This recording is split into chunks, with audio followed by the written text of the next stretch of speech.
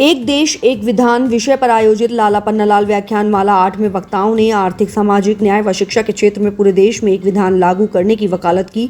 Shri Ram Janmabhoomi Nyas trust के कोषाध्यक्ष स्वामी गोविंद देव गिरी महाराज ने आज की लड़ाई को कानून की लड़ाई बताया और सचेत किया कि अमृतकाल में जो अनुकूलता देख रहे हैं उसका उपयोग आवश्यक है।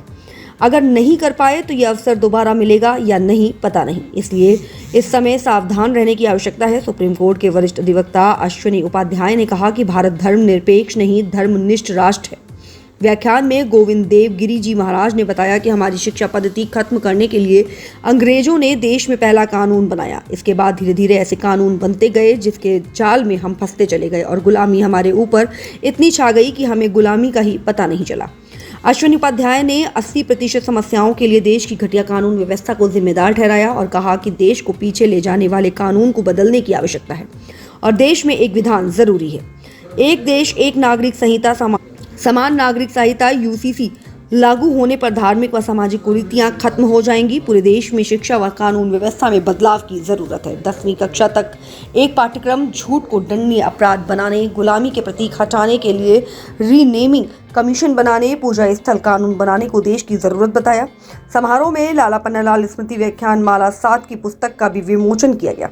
कार्यक्रम का संचालन कवि राजेश चेतन ने किया। कार्यक्रम में जगदीश मित्तल, संजीव गोयल, पवन कंसल, विष्णु गुप्ता, प्रकाश चंद जैन, राजेंद्र जैन, दिनेश कुमार गुप्ता आदि गणमान्य लोग मौजूद रहे। ध्यान होना चाहिए, केवल हमारे देश में इस प्रकार की त्रासदी का सामना हम लोग कर रहे हैं और इसका परिणाम बहुत विपरीत होता जा रहा है।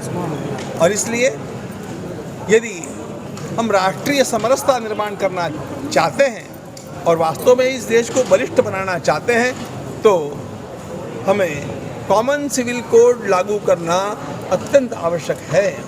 और इसी के लिए जहाँ पर जो प्रबोधन किया जा रहा है उसका मैं पूरी तरह से समर्थन करता हूँ, आयोजकों का अभिनंदन करता हूँ और सभी लोगों से अनुरोध करता हूँ कि आलस को त्याग करके अपनी सुख सुविधाओं को थोड़ा एकाध दिन के लिए रोक करके और मतदान करने का, अपने कर्तव्य का निर्वाह करना धर्म मान करके पूरा किया जाना चाहिए।